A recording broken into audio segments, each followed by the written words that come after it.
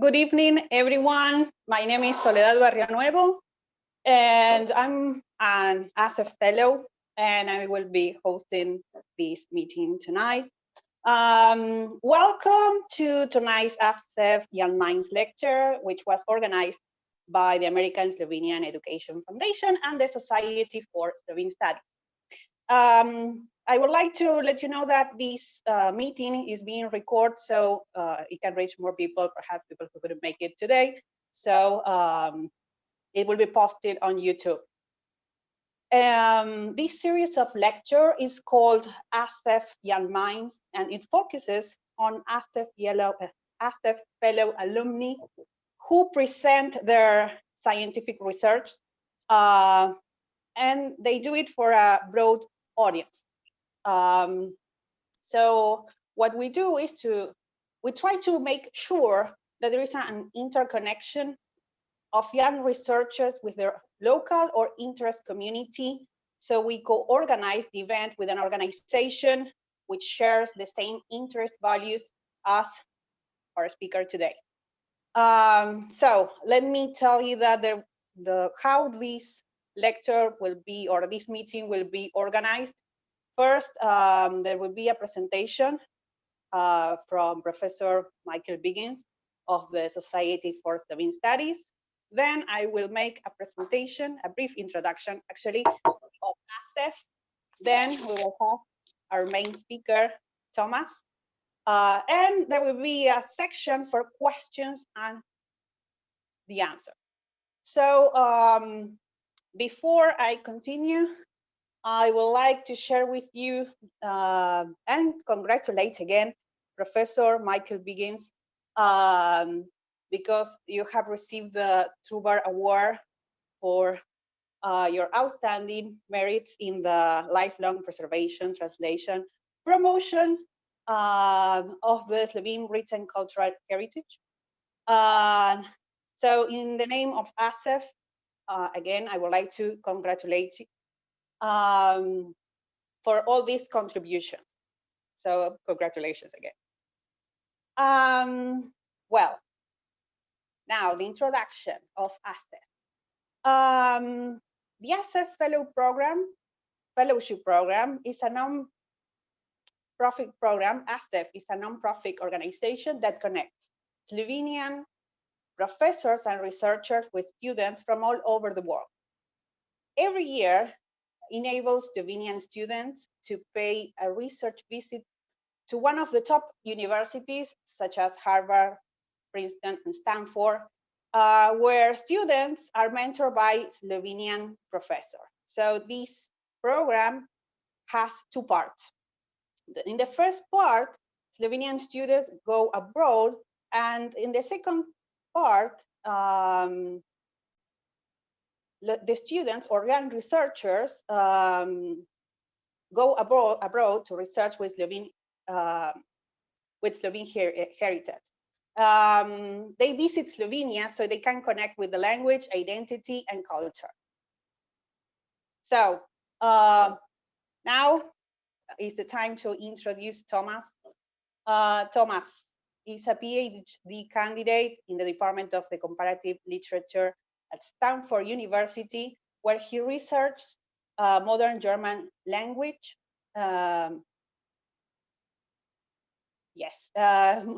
South Slavic and Japanese literature film. Thomas began studying Slovene at Stanford in 2018 as an ASEF fellow and pursued his research in Slovenia through the Slovenian Academy of Arts and Science in the summer of 2019.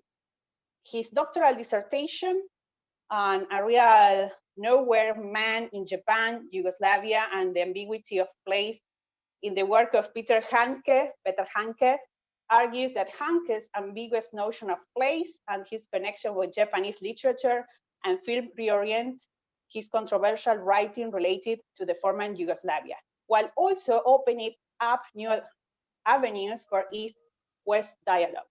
So I would like to give now the word to Professor Biggins before Thomas' lecture. Professor. Thank you.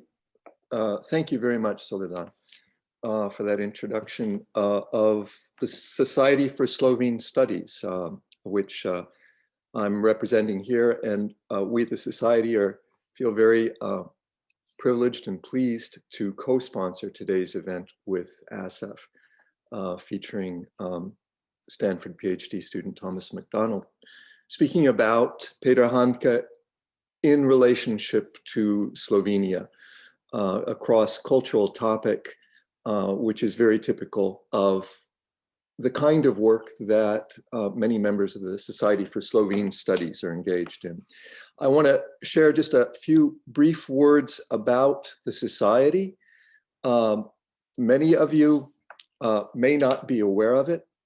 Our Society was founded in 1973 by a core group of scholars, mostly from United States universities, Columbia, Indiana, Tulane, Ohio State, and others, each of whom had a strong scholarly interest in Slovenia, which they realized as part of their research program.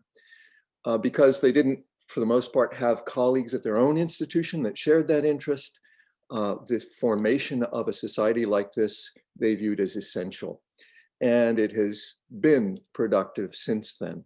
The founding members of the Society included post-1945 Slovene emigres who had settled in the United States and were pursuing academic careers teaching at universities.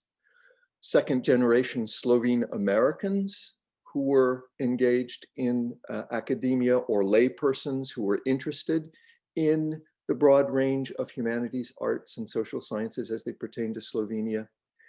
And finally, Americans with no family connection to Slovenia at all, like, for instance, today's speaker, like, for instance, yours truly, who in the course of our studies have discovered in Slovenia an absolutely fascinating, productive foil, or let's say, to be very clinical about it, case study to work with in conjunction with other case studies.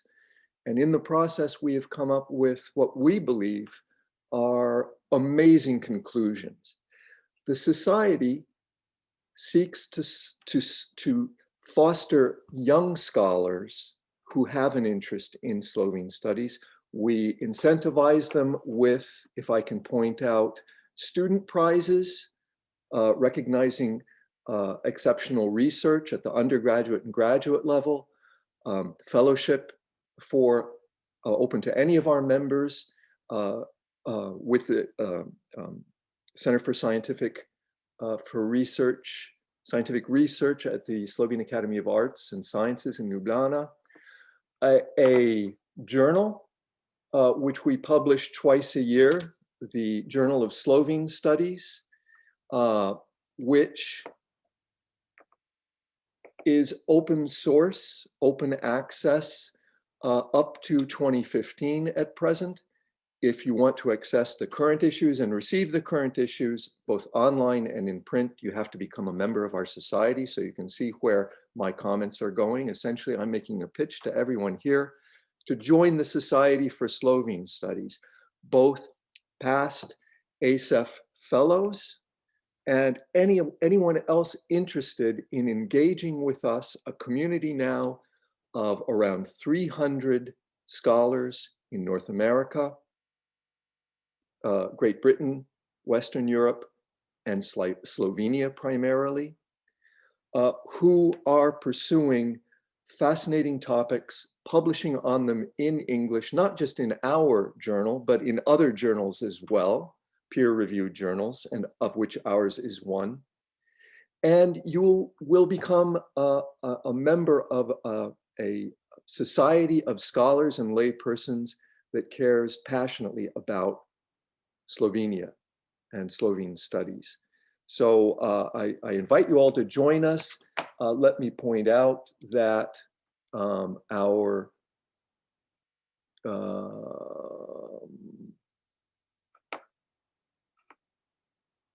The journal is here. So let me point out that on our website, we also have a place where you can sign up, become a member from our main page, dues and contributions. The membership is $20 per year. And by doing that, you help us fund everything that we do. For students, our membership is $10 per year.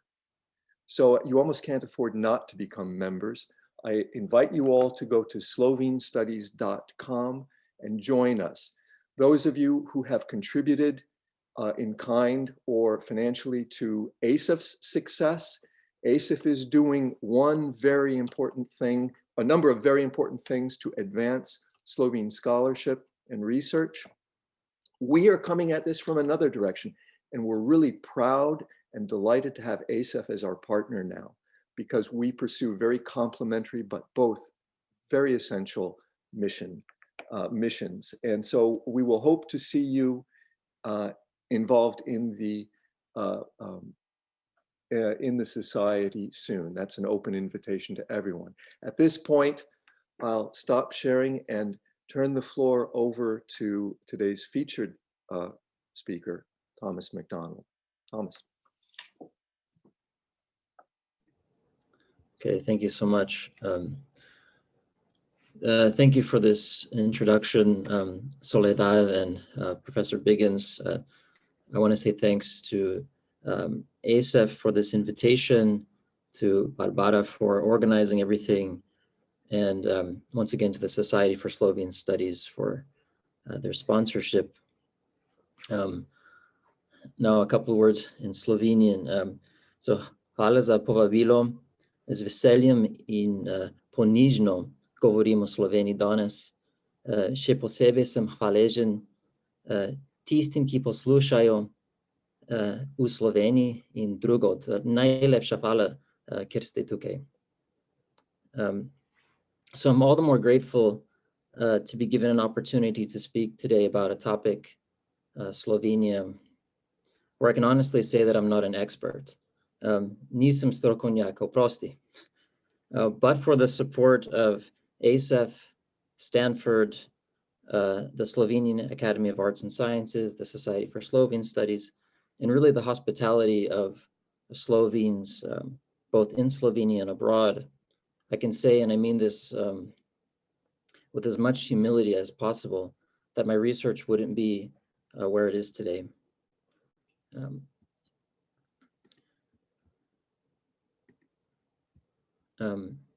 So now I'll just share my screen to start the presentation. Oops, sorry.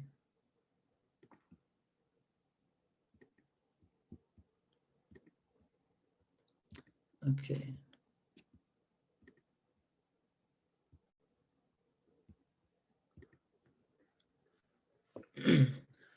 So today I want to talk to you a little bit about the relationship between Peter Handke and Slovenia, which really ought to be formulated as the question of Handke and Slovenia. And I want to talk about why this question is essential for understanding not just Handke as a writer, but also for considering the present and future state of literary and cultural studies. So this lecture will be about 30 minutes and consist of 3 parts. I'll give a little bit of relevant personal context, then I'll present an argument for why the question of Handke and Slovenia matters. And finally, I'll share a little bit of my other research on Handke and Japan. For a while now, I've been interested in the case of Peter Handke, but I have to admit that initially, my very superficial knowledge of him was as a German language writer who took controversial positions politically during the Yugoslav wars of the 1990s. This was the first image I ever saw of him, and I didn't really know what to make of it. I had been learning Serbo-Croatian, spent some time in Montenegro and Serbia, and had really yet to think of Handke in any other terms. And I have to say I was perplexed by the whole situation. I couldn't understand the motivations for a book called Justice for Serbia. But in the fall of 2018, Stanford decided to offer the Slovene language for the first time ever. And with the sponsorship of ASEF, I really had the privilege to study with Professor Maria Rode one-on-one for 2 academic years. And it was really only through studying Slovene and learning more about Slovene culture that Handke's whole project started to make more sense to me. Thanks to ASEF and SAZU, I was able to spend the summer of 2019 in Ljubljana at the Seminar of Slovene Language, Literature, and Culture under the mentorship of Professor Igor Grdina, and then the remainder of the summer in Istria. And this is relevant because I had the chance to sort of retrace Handke's own footsteps around the country and feel for myself what exactly he meant when he said that nowhere else had he felt like a welcome stranger so at home as in Slovenia and as a guest of reality. Now, my time in Slovenia in the summer of 2019 preceded Handke's receiving the Nobel Prize for literature that year. And the criticism was, if I may use the German word, Fremdscham, an embarrassment that I felt on behalf of Handke's overzealous critics, many of whom may in fact have had legitimate and good faith concerns, but nevertheless seem to have never read anything of Handke's and yet without any shame criticize not only his work, but him as a person. And what made this lamentable situation all the more obvious to me, and here I'll transition to the second part of the lecture, was the lack of anything Slovene in the criticisms of Handke. And I should say, with the exception of Slavoj Žižek. In 2008, the late Fabian Hafner, a fellow Slovene Austrian poet and scholar, wrote a book called En route into the Ninth Country, the ninth country being a reference here to Slovenia. And Hafner's basic argument was that Slovenia is Handke's Lebensthema. It's his lifelong theme, if you will. And so I want to summarize Handke's argument as basically 5 ways that Slovenia is central to Handke's work, and some of which you will be familiar with. And the first point is biographical. Handke was born in 1942 on the Austrian-Slovene border. And by the way, these images I'm showing come from this book on Handke, which was published in 2017 as a catalog accompanying a permanent exhibition at the Stift Griffin Museum in Griffin. Handke's maternal family was Slovene. His maternal grandfather voted in the 1920 plebiscite to join the new post-World War I Yugoslavia, but the majority in his region voted to remain in Austria. And this had fatal consequences because after the German Anschluss of Austria, Handke's maternal uncles were both conscripted to fight for Nazi Germany, and both died in World War II. So this family history, or perhaps this absence of or absence in the family history, has recurred throughout Handke's work. From his first novel, The Hornets, in 1966 to this day. And here's also a picture from the summer of 1964. This is of Handke on the island of Krk in Croatia, where he wrote the manuscript for The Hornets. Closely related to this biographical background is the second point, which is the Slovene language. In a technical sense, it's his mother tongue. This is a picture from 1943, just after he was born with his, this is his mother. Handke himself didn't really learn Slovene as a child, though he recalls his grandfather speaking the language. He recalls his one of his maternal uncles being very passionate about Slovene. And he's often referred to a particular incident when he, as a child, was with his mother in East Berlin after the war, and she used Slovene to convince the Russian border guards to let them out of the Soviet-controlled part of the city. So in this metaphorical, but also a kind of playfully real sense, he considers Slovene to be his Materin Jezik, or perhaps his first language, in German Anfangssprache. So here's another picture of the family. That's Peter standing in the background, and this is from 1954. And then here again is Handke in 1971 with his mother. Not long after this, his mother, Maria, would commit suicide. And immediately Handke, who was at the time 29 years old, wrote a sort of fictionalized memoir translated as A Sorrow Beyond Dreams. A memoir of his mother, translated as A Sorrow Beyond Dreams. And recently this has been retranslated into Slovene. So it's translated into Slovene in the 70s, I believe, and was retranslated last year by Amalia Maček as Žalostný kraj, available through bookstores, published by Beletrina. Now, it wasn't until the early 1980s that Handke tried to really learn Slovene, and this is the third point. And he tried to do so by translating literature from the region of Carinthia, where he was from. He co-translated Florian Lipusch's Errors of Young Tiaj, and here's Handke, picture of Handke, and on his next to him is Florian Lipusch, and on the bottom is his co-translator Helga Mračnikar. And here I'd also like to mention Professor Biggins' brilliant translation of the novel in English. Handke also translated the poetry of Gustav Janusz, and here you can see his attempts to sort of learn Slovene while he's translating. And more recently, here's the picture of him. Here's an image from one of his notebooks of his language and translating notebook. And most recently, he's translated the poetry of the late Fabian Hafner himself. This is in German, the first and last poetry of Fabian Hafner.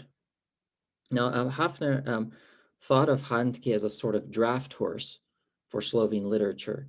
This was a play on his mother's maiden name, Siuc or Sivec. And this means that Handke worked to bring Slovene authors to the attention of a broader German language readership. Now, these 3 points so far, biography, Slovene language, translating, come together in the autobiographical novel Repetition, which was published in 1986, in which a half German, half Slovene Austrian narrator recalls a journey he took on foot through Slovenia 20 years prior, so it would have been in the 60s, tracing the footsteps of an older brother who had disappeared after the war. And here you can see in a draft of the Repetition, he refers to it as Slovene word stories. And here's a picture of Handke's actual uncle at the horticulture school in Maribor. He's the fourth one standing from the left. And the narrator of the Repetition carries with him on his journey into Slovenia 2 of his missing brother's books. A notebook on horticulture. This was actually his Handke's uncle's a notebook on horticulture, as well as a German Slovene dictionary, which is based on the Max Platerschnik, a dictionary from 1894. And the narrator recalls his epiphanic encounter with the Slovene language when he would translate the Slovene words from the dictionary, not into German, but into the images of things as he would see them in the wild, so to speak. And so here Handke's experience of translation really coalesce with his experiences of both the Slovene language and the Slovene landscape. The fourth way in which Slovenia is central to Handke's work has to do with this experience of landscape. In Repetition, the narrator crosses the Austrian-Yugoslav border and eventually heads to the Karst region, where, among other things, he pays homage to the Slovene avant-garde poet Srečko Kosovel. Now here's a picture of Handke hiking in the Karst in 1994. And the Karst becomes more explicitly a metaphor for emptiness, in German, Leere, which according to Hafner is a placeholder for that which has been lost or absent. And so it's a metaphor for an emptiness, you might say, in one's family history that needs to be filled with storytelling. It's like an empty page for the writer, and even the lines on the landscape are like lines on a page. And so the concept of repetition, the title of the novel, becomes a literary recuperation of something lost by literally filling in the empty space or the empty spaces. In fact, we could say that the Slovene Karst functions as a second metaphor, namely for the Slovene element in Handke's career. So Hafner writes that Slovenia is like the seepage rivers in the Karst, which are sometimes visible on the surface and other times run through the hidden depths, so through the network of underground caves and rivers. And for repetition, Handke received the Vilenica Prize in 1987, a literary award given in the Vilenica cave in the Slovene Karst. Now, this leads to my fifth point, which is Handke's critique of Slovene independence in his 1991 essay, The Dreamer's Farewell to the Ninth Country, directed mostly at Slovene intellectuals, writers, journalists, and politicians, whom Handke thought were selling out, in the words of Zizek, to German and Austrian capital. The reaction in Slovene media to Handke's criticisms were immediate and very harsh. The most well-known of these responses was by Drago Jančar, who, in his report from the Ninth Country, fired back that Handke really wasn't in touch at all with the Slovene experience of Yugoslavia under Tito. Now, I'm not really in a position to adjudicate here, but I'll ask the question and live with the consequences. Do Handke and Jančar actually have more in common here than one might think? Was Handke actually concerned that the particularities of Slovene language and culture would be better protected under the political structure of Yugoslavia than, say, as an independent nation susceptible perhaps to other outside influence? I'm not saying that he would have been right to think any of this, but wasn't that also Ivan Cankar's position in the 1913 essay, Slovenes and Yugoslavs, when he described the so-called Yugoslav problem, and I quote, as an exclusively political problem, saying, any Yugoslav question in the cultural or even linguistic sense does not exist for me at all.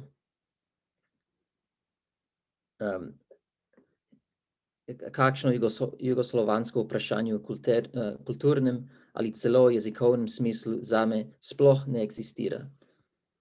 Now, Cankar thought here, at least, that Slovene cultural and linguistic particularity could coexist within, or perhaps best within, the political structure of Yugoslavia.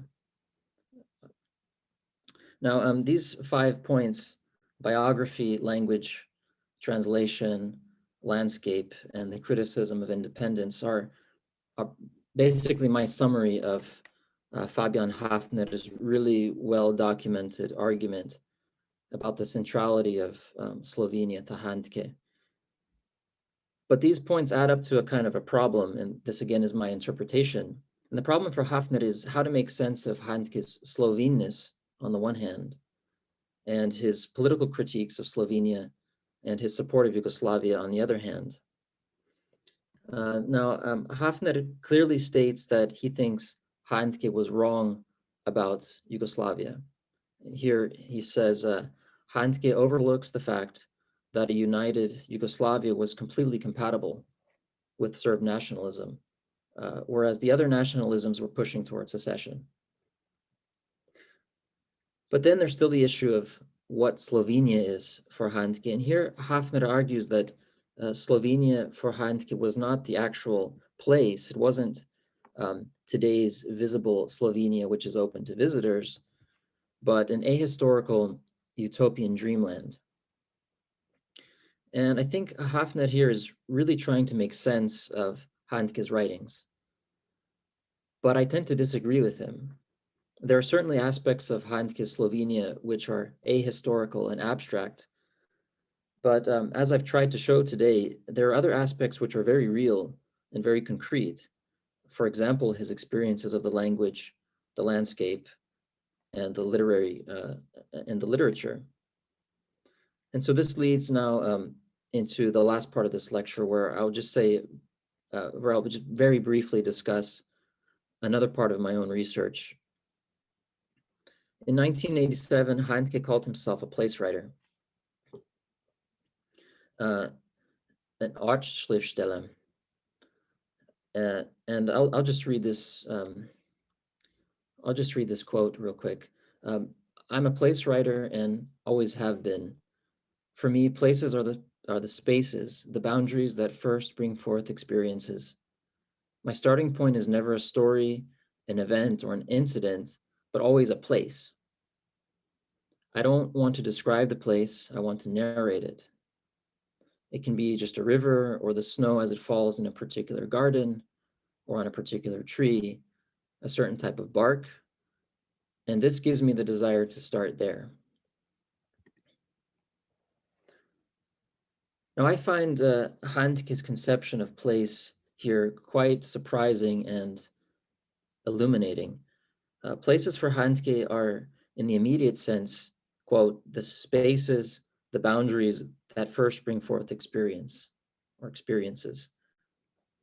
Such abstract spaces are, in theory, anywhere and everywhere. And yet the examples he gives are not geopolitical entities like Slovenia. They're concrete, natural phenomena, snow, rivers, trees. So what's going on here? I think this is ambiguous. It's paradoxical. It's like a Zen koan. It's meant to be thought through as a process. And this seems to also be the case when we look back at Handke's writings when he's describing places. So in a practical sense, understanding what Handke meant by place and by place writing may have implications for how we understand his writings about Slovenia and Yugoslavia, politically speaking. If, as Fabian Hafner and others claim, that these geopolitical spaces were dreamlands, then we might be inclined to sweep Handke's politics under the rug and just say, look, that's what writers and artists and poets do. They imagine things beyond the merely concrete and the literal. But many of Handke's critics seem to have a completely different perspective. For them, the Yugoslavia of A Journey to the Rivers, Justice for Serbia is a travelogue-like invocation of a real geopolitical place, and thus Handke's work, the argument goes, ought to be judged, let's say, non-fictionally. Of course, when Polish journalist and writer Ryszard Kapuscinski wrote his political novel Emperor in 1978, I don't know of anyone criticizing him for using Haile Selassie's Ethiopia for an allegorical critique of socialist Poland. Nobody asked, as far as I know, was Kapuscinski writing about Ethiopia or Ethiopia? And so the point is that when the dominant majority of intellectuals agree with the writer or artist, ambiguity of place is acceptable and may be encouraged. But when the dominant majority disagrees with the writer or artist, there seems to be little room for nuance. And I think this double standard and this dichotomous either-or thinking, that place should either be concrete or or abstract, which is exhibited by both Handke's critics and apologists alike, I should add. This way of thinking is precisely what Handke is writing against as a place writer. So in my research, I try to show that place and place writing for Handke are fundamentally ambiguous and paradoxical concepts that deliberately disobey the norm of non-contradiction. And I try to show in my dissertation that this sensibility around place was cultivated in tandem with not just Slovenia, but also Japan, through his readings of Japanese literature and translation. So particularly the work of Inoue Yasushi, and his appreciation for the Japanese director Ozu Yasujiro, all of which culminated in a visit to Japan in the early months of 1988. Like Slovenia, Slovenia, Japan recurs in many of Handke's writings, although in very subtle ways. And so I ask if Handke shares an affinity with Japanese aesthetics and with perhaps a non-dualistic Zen Buddhist-like worldview. Could Handke's interests in Japan and his sensibility toward place put his work in dialogue or debate with the Japanese philosophy of the Kyoto school? Does Handke's interest in Japan and Japanese artists lay the groundwork for making more general literary or cultural connections, say between Austria, Slovenia, and Yugoslavia on the one hand, and Japan on the other? Or does this topic, this question of Handke in Japan, simply enrich our understanding of a very idiosyncratic, iconoclastic figure whom we may not ever fully understand? Can we handle such hypothetical questions, questions of nuance? This is perhaps the dream beyond the sorrow, sanye onkraj žalosti, and the dreamers return to the ninth country, at once nowhere and now here. I thank you for your attention.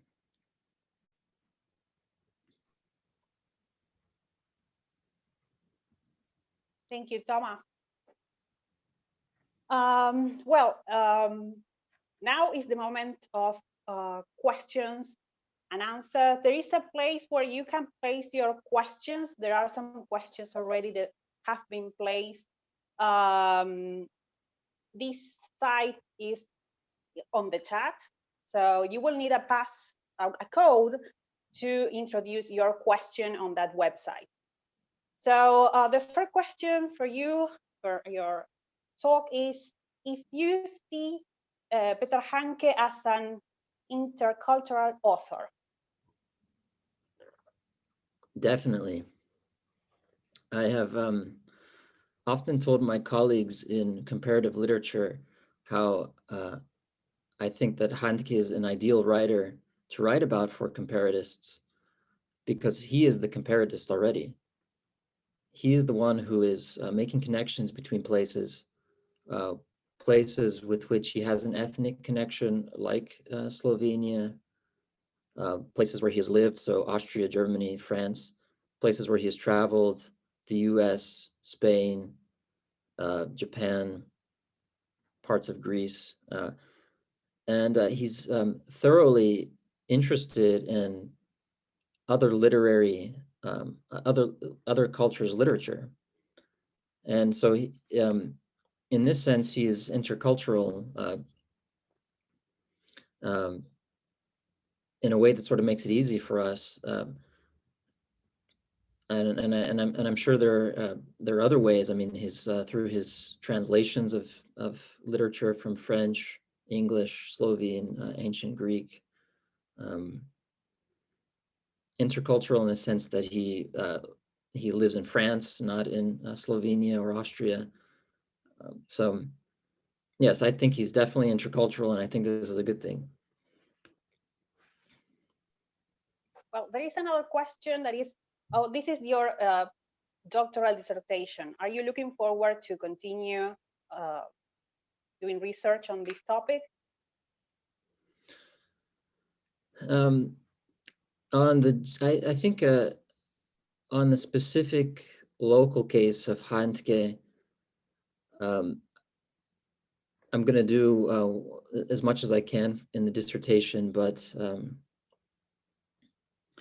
I have to be honest, this is sort of an introduction to me to the potential for for working between cultures like Slovenia and Yugoslavia and Japan. So I'm actually looking forward to more projects that kind of go beyond Handke specifically, but stay within this cultural realm. I can give one example, or actually I'll give two examples. One Austrian writer, contemporary Austrian writer, Milena Michiko-Flaschar. You can just tell by her name, she's Austrian, but of Czech and Japanese origin. She writes a little bit about Japan in German. And this is sort of an example of something that interests me. I've recently discovered a translation of Gorski Vienec, so the mountain wreath. This is the Montenegrin national epic poem, a translation of this poem in Japanese, done by a translator who translated a Japanese founding myth, the Kojiki, into Serbian. And this was done really in the context of the Yugoslav wars. So I'm also interested in the Slovene and Yugoslav diaspora in Argentina. So these are just various examples of topics I'm sort of looking forward to jumping into later. Excellent, thank you. Again, the place to do the questions is this site, Lido. Remember, put the code, because you will be asked to do it when you enter. You will receive the information. Here there is another question. Did you get a chance to meet Peter Handke in person? No, I have not. Would you like to? That is my question. Or would you have liked? I don't know. I suppose I should say yes, but having read a lot of his work, I think he would tell me, read my books. So, but I wouldn't turn down the opportunity to meet him. No, not at all. Good. So here are other questions. Why has the Slovene element in Handke's work has been overlooked by critics and scholars? What do you think?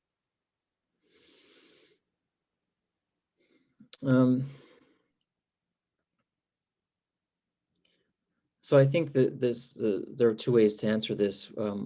One is why the Slovene element has been overlooked by non-Slovene critics and scholars, and why it's been overlooked by Slovene critics and scholars. And I'll start with the second one. I think that for Slovene critics and scholars, it wasn't overlooked in the 80s. Jože Snoj wrote about Handke. He did many interviews with Slovene critics in the 1980s, received the Vilenica Prize, as I mentioned. But with his criticisms of the Slovene independence, he sort of fell out of favor. And when I spoke with Slovenes in the summer of 2019, I sort of had the sense that I was asking about, when I was asking about Handke, I was sort of asking like asking about a black sheep, someone who had sort of been just sort of disappeared from the family, and I didn't get the sense that that there was some animosity towards him necessarily, but just that it was this thing long ago that hadn't really been dealt with. And I got the sense that people didn't really want to talk about him, maybe because they didn't know what to say. After receiving the Nobel Prize, Amalia Maček, this translator of the retranslation of Žalost onkraj sanj, has kind of criticized the Slovene reception of Handke in the past generation. And she said that she thinks all of Handke's works should be translated into Slovene so that Slovene readers can read and appreciate for themselves. As to non-Slovene scholars and critics, well, this is a bigger problem of some geopolitical, geocultural dynamics where Italian scholars are interested in Trieste, but not necessarily in the hills above Trieste. Austrian scholars are maybe interested in Carinthia, but not in what is below the borderline, and so on. So I think a lot of scholars just don't know what they don't know. And I think, but for the support I've received, I would be probably one of those. And so I'm trying to help people to realize that there is a richness in Slovene language, literature, and culture that they should pay attention to. It could enrich their own work, but it's going to take some courage. And if they knew, I think they would behave differently. Thank you. And you said you had some other interests for after this dissertation, and there is a question that says, what's next? I mean, are you looking forward, or you're planning to go abroad after the pandemic to research? If so, where? I don't know. First things first, I have to finish my research. Probably I'll go to Japan to research this this one author, Inoue Yasushi, and because Handke really admired the work of this Japanese author, and this author is kind of unknown in Japan. Sorry, outside of Japan. In Japan, he's a major figure, and so it's peculiar to me how Handke, even in translation, sort of picked up on this author. So that's that might be part of my immediate plans. And like I said, there's a lot of projects in the South Slavic region that really intrigue me, but I don't have any set plans quite yet. Well, there is a question that has been posted on the chat. That is, Peter Handke wrote 2 books, Lucy im Wald mit dem Dingsda and Eine Geschichte and Children's Story, about children or from child's perspective. What do you think about this perspective? Yeah, this is a great observation. The child's perspective really runs through a lot of Handke's work, and it's shared in some ways with his collaborator in film, Wim Wenders. You can think of the poem that begins the Himmel über Berlin, so Wings of Desire. It's the song of childhood. This was the song of childhood is a poem that recurs throughout this movie.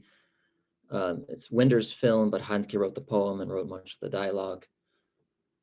I think this is closely related with his experience of Slovenia and learning the Slovene language, sort of being in a position, a child's position to relearn language as a child, or as if like a child, reconnecting with things on a very basic phenomenological level.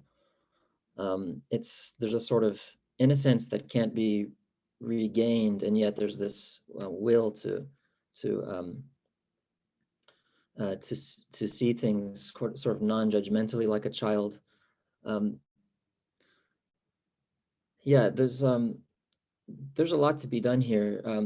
One of the things I show in my research is that in the early 80s, Handke was reading a lot of the poetry of a Japanese haiku poet, Isa Kobayashi. So a lot of people know haiku, they think Matsubasho.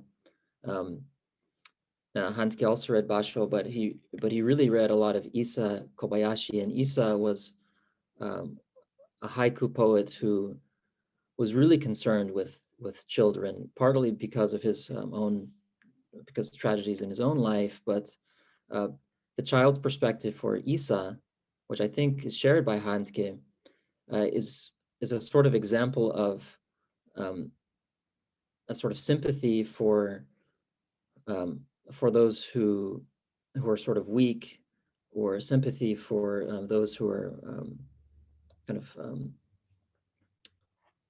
ignored, or who can't manage on their own. So, and I think you can see a little bit of that in Handke's writings about Yugoslavia. I'm not saying that I necessarily agree with it, but he sort of positions his writings about Slovenia and Yugoslavia, politically speaking, as sort of taking the side of the underdog, or what he construes as the underdog. And I think that this attention to children is part of that. Of course, one can say, Kindergeschichte, the child's story by Handke, is related to his own experience raising his daughter, his first daughter, alone for the most part in Paris. So basically as a single parent. And his struggles to do that. So there's all of these things are sort of intertwined: his biography, his philosophy, his readings of other literature. But I think it's a huge topic, and one that someone should really write about. Next question is, how did the style of Handke's language change through the years?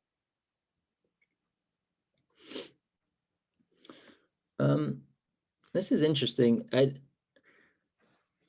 would break down the style in a couple of ways. One, I think, so part of what I show in my dissertation is a consolidation of his diction. So his word choice, a consolidation of his word choice around a language of place. So places, spaces, borders, margins, interstices, no man's lands, Niemandsbucht, the no man's bay. So he sort of consolidates his language in the early 80s around place. Another thing that sort of evolved was, I don't know if this is stylistic per se, but it was more like his approach to writing and approach to language. And he was very anxious about language in the 1960s and 70s. It seems that he tried to, almost had a love-hate relationship with language. He was very skeptical of it, tried to show the ways that it didn't make sense. So you can read this in books like The Goalie's Anxiety, or yeah, I would say that's the best example, The Goalie's Anxiety at the penalty kick. In the late 70s, early 80s, he sort of has a religious-like conversion, but not religiously. It's a religious-like conversion towards the classics, towards the literary classics. And he says that he became far less anxious about language. He started to sort of love it.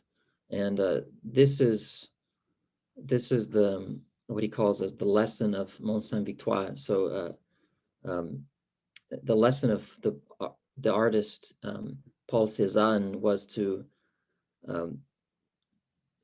realize things, to make them real using language. And so I think that was sort of a shift in his approach to writing, but I don't see it play out so much stylistically.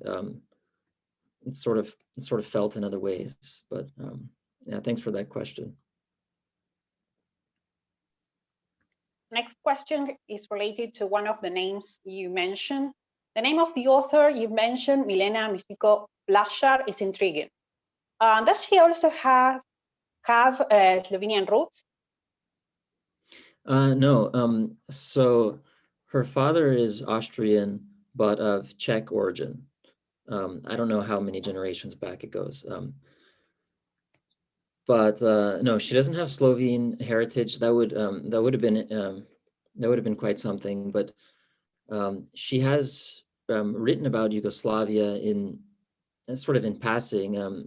One of her stories in her first work is called Ich bin, I am. It's a collection of stories. One of the stories is called Ništa Ništa, which means nothing, nothing in Serbo-Croatian, and she writes in that she has a very nice line in that story that says, "I came to Belgrade when I thought I had lost my memory, or when I thought that I had to recover my lost memory." No, so to answer the question, no, she doesn't have a Slovene ethnic connection, but like Handke, she is sort of interested in other places in the immediate periphery, but also, but also beyond that. Well, the next question, is Adolf Musch on your list of the Japanese research? Sorry, I didn't catch that. Is Adolf Musch? I don't understand the name, sorry. How do you spell it? M-U-S-C-H-G.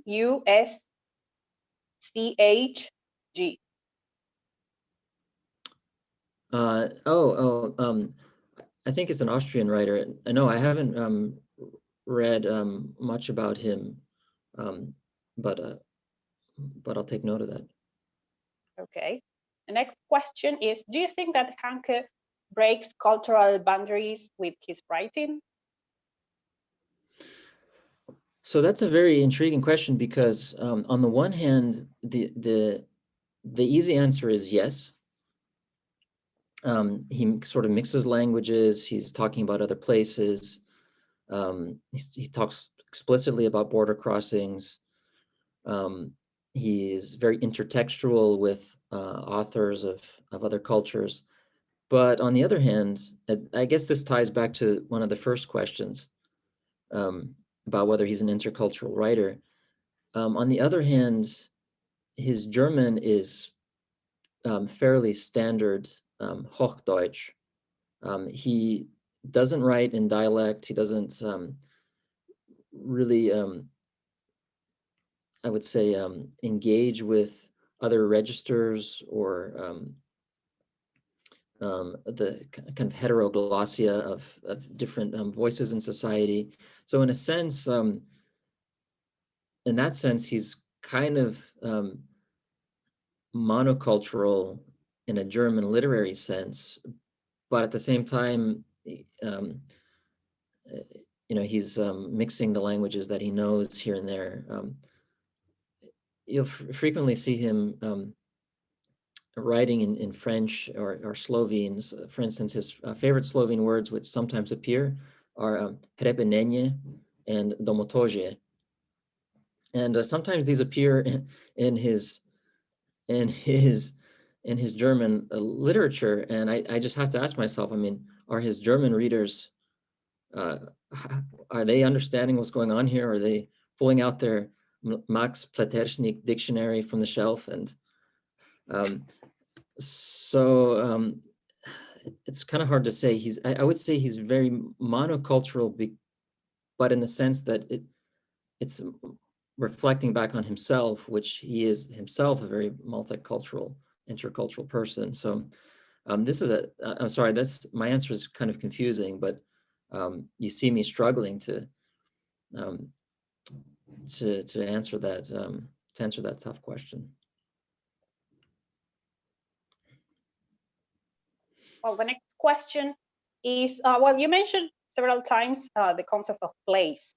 So the argument that Handke's concept of place as ambiguous and paradoxical seems to be a convenient way to avoid taking a clear stance on his politics. Is there an ambivalence? And if so, why?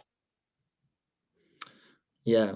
Well, on the one hand, I tried to be honest about the ambiguity I notice. And I try to make an argument that the ambiguity is there to be observed by others. And then the question is, what does one do with that ambiguity? Certainly one could push the ambiguity to one side of the equation and say this ambiguity is really a thin veil for, or one could say that invoking ambiguity is really a thin veil for Handke apologetics, that my argument really is no different than saying that Slovenia and Yugoslavia for Handke are just abstract spaces. Ambiguity is just a couple inches away from abstraction. And so but I don't want to align myself with either the critics nor the apologists. And I know that's probably a little bit problematic, but I think the methodology of Handke makes a lot of sense to me, and that's this methodology of trying to, maybe unsuccessfully, but trying to occupy the Niemandsland, the no man's land. And I don't know if I learn more, and I'm going to try to learn as much as I can. If I learn more, I might change my position on that. But I don't want to immediately jump to a conclusion. So that's the ambivalence. Okay. So there's another question. Given that many European artists have been interested in Japan as an exotic, faraway place, how unique is Handke's interest? Do you think it's a new kind of Japanism, or it's just something else? So one of the things I touch on in the dissertation is a sort of recent German language phenomenon of being interested in Japan as this sort of exotic place. In a sense, it isn't anything new. I mean, Japonism is sort of been around for more than 100 years now, but it has always been connected with European writers, especially French. So European artists, especially French artists, who are sort of refracting their experience through Japan, getting inspiration from Japanese art and so on. And so in a sense, it's not new, but what for me is kind of new, and I think Handke is in a way a pioneer of this, is the interest in Japanese artists and writers more so than the visual art per se. So Handke has frequently referred in his notebooks to the Japanese No theater theorist Zeami Motokiyo, to haiku writers like Issa and Basho, to contemporary writers or modern writers like Inoue Yasushi, Tanizaki Junichiro, to the films of Ozu. And this seems to have kind of trickled up into German language literature, these invocations of the Japanese artists. So I think that is something that's kind of new. And I think that's connected with the interest in place, because the people, the artists themselves, make the place concrete.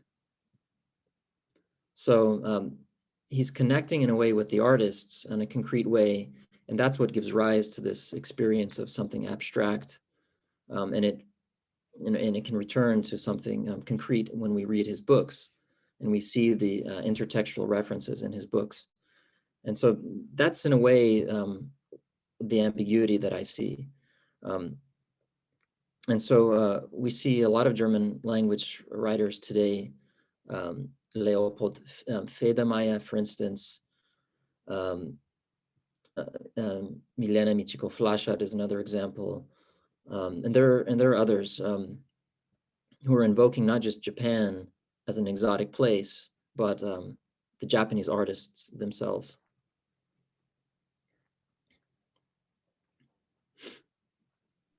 Well, thank you, Thomas. And with this, we finish the question and answer session. I want to thank everyone for joining this evening. Special thanks to Professor Biggins and the Society for Slovene Studies for co-organizing the event and for the presentation. Thank you, Thomas, for your incisive lecture, very interesting. And to know who is going to be on the next lecture and to know about all the events we have, follow us on our social media so you will know how we organize and who are the people and the topics that are going to be presented. Thank you.